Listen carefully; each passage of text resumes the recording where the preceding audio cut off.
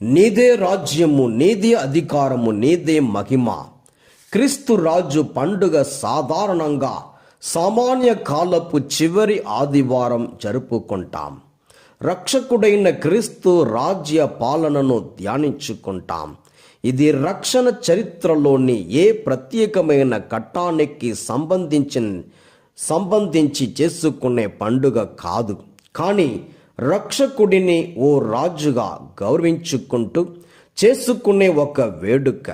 ఈ పండుగ వ్యక్తులపై, కుటుంబాలపై, మానవ సమాజంపై, దేశాలపై, విశ్వమంతటిపై క్రీస్తు రాజ్యాధికారాన్ని, పరిపాలనను గుర్తుకు చేస్తుంది.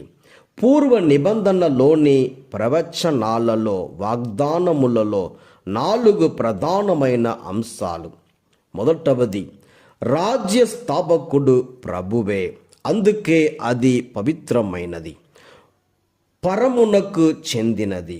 రెండవది, రాజును ప్రభువే, రాజ్యాధికారము ప్రభువే, అందుకే అది శాశ్వతమైనది, శాంతికరమైనది, సమాధానమును చేకూర్చున్నది. మూడవది, ఆ దైవ రాజ్యము వచ్చినప్పుడు ఈ భూలోక రాజ్యాలు, మానవ సామ్రాజ్యాలు అందులో మిళితం అవుతాయి. అందులో అన్ని రాజ్యాలు, సర్వ అధికారాలు ఆ ప్రభువైన రాజుకు దాసోహం కావాలి. నాలుగవది, రానున్న రాజ్యం ప్రేమ సామ్రాజ్యం. అందులో కలహాలకు, యుద్ధాలకు తావు లేదు, భజనలకు, విభజనలకు చోటు లేదు, వైరుధ్యాలకు, వేర్పాటువాదాలకు అవకాశం లేదు. అందులోని ఆస్తి ఇదే: దయ, జాలి, కనికరం, ఆదరణ, అంగీకారం, త్యాగం, సేవ, సమర్పణం.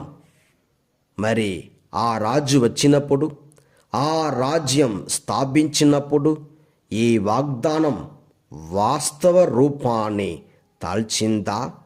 నూతన నిబంధనను పరిశీలిస్తే ఈ రహస్యం విశదమవుతుంది.